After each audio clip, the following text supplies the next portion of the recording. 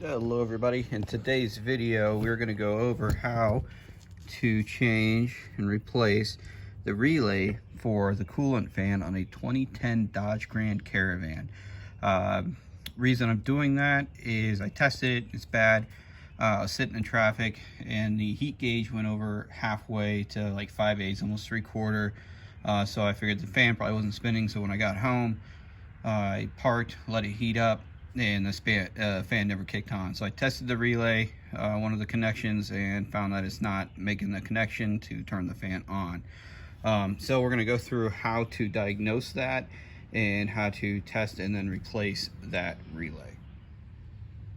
Alright, so step one is to find the relay. So the relay on a 2010 Dodge Grand Caravan is right here. You can easily find it if you're not sure by going to where your fan is, and if you see the wires, you just kind of trace those wires back and then you come to the relay. So what the relay does is it has power, and when it gets too hot, the van tells it, hey, complete that connection, turn the fan on to help cool it. And if that signal doesn't happen, the fan never turns on.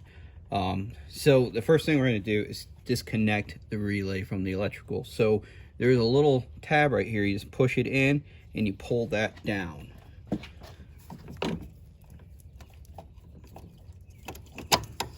And then you have it out. So looking at this thing, here's the connector. There's 4 different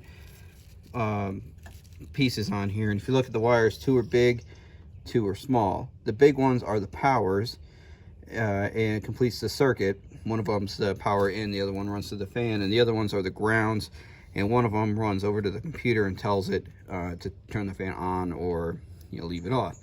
So the way you can test that if the fan's getting power or not is you can jump the connection.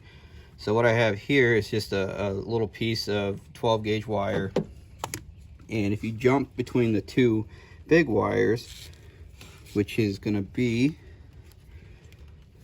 on mine, this one and this one, that fan will turn on. If it doesn't turn on, then you know it's something with the fan, not the connection. So once I do this, you'll see that the fan turns on. So you can see that the fan's spinning now.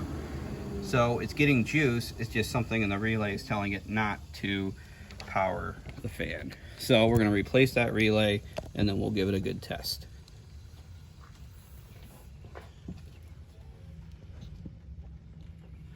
Now the relay is pretty easy to take off. It's just mounted with this one screw, which is a Torque 25 little star bit looking thing.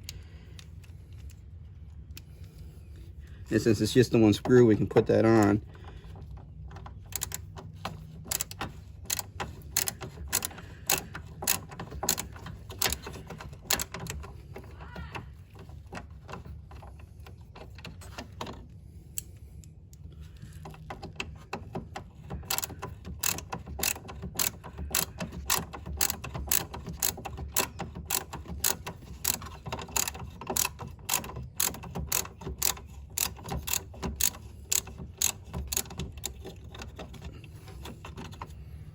Make sure you keep the screw. The new one didn't come with one. So this is the new one. I went down to AutoZone and they looked up the part for me and gave me the new one. If you compare the two, they look identical. No real distinguishable difference from them. So I'll put the old one aside and we're gonna install the new one. So just the same basic thing. Line it up, put your screw in,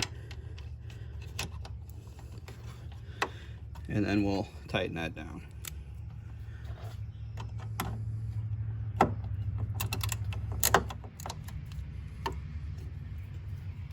All right, now with the screw tightened down, we just have to reconnect the relay, and we're done. So really quick and easy replacement of that relay. Now that it's done, I will take the van for a test drive, let it warm up, and then just make sure that the fan's turning on. But I'm 99% sure that that was my problem. If you look at this, it's getting kind of rusty and showing its age. So switch that out, $20 part, and everything should be good to go. If it's not, I will post another video on what the next thing I had to do to change. So if you have any questions or comments, concerns, please leave those in the comments below. Hit like, subscribe, and all that, and we will see you later.